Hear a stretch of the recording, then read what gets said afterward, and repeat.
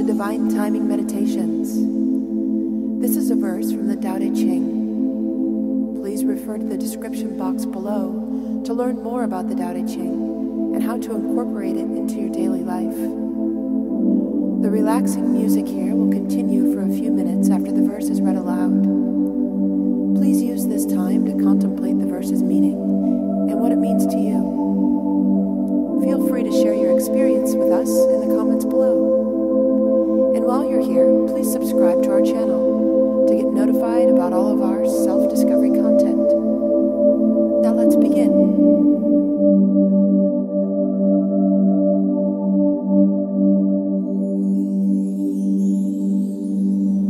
Verse 68 of 81, Tao Te Ching. A skillful soldier is not violent. An able fighter does not rage.